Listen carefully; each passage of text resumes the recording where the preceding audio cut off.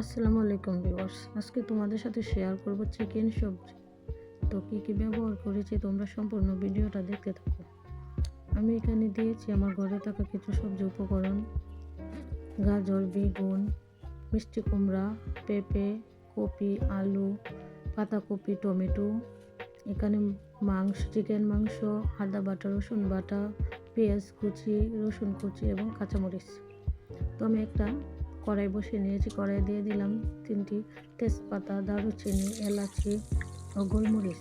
এরপর দিয়ে দিলাম রসুন কুচি। কিছু ভাজার পর দিয়ে দিব পেঁয়াজ কুচি এবং দিয়ে দিব হালকা ভাজার পর দিয়ে দিব রসুন বাটা, আদা বাটা, পেঁয়াজ বাটা।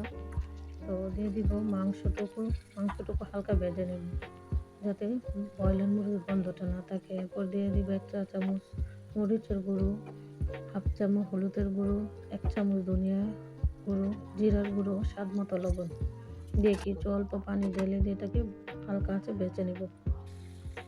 ভেজে নেওয়ার পর যখন তেলটা ছেড়ে দিবে তখন দিয়ে দিব সবজিগুলো দিয়ে কিছুক্ষণ ভেজে নেব। ভেজে নেওয়ার পর অল্প আছে ঢাকনা দিয়ে ঘুরে দিব।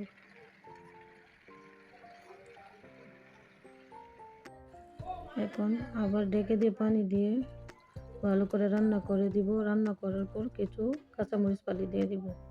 এখন আবার কড়াইয়ে দিয়ে দিব হালকা তেল ও 3টি শুকনো মরিচ ফোড়ন দেওয়ার জন্য। আর দিয়ে দিব রসুন কুচিটা হালকা ভেজে নিব, ব্রাউন কালার হলে দিয়ে দিব 3টা ফালি কাঁচামরিচটা হালকা ভেজে নিব। দিয়ে দিব একটা তেজপাতা। এখন দিয়ে দিব সবজিটা। আর এই ফোড়নটা দেওয়ার কারণে সবজিটা একদম হোটেল বাবুর্চিরা যেভাবে রান্না করে ওইরকম হয়। আর যদি ভিডিওটি ভালো লাইক, কমেন্ট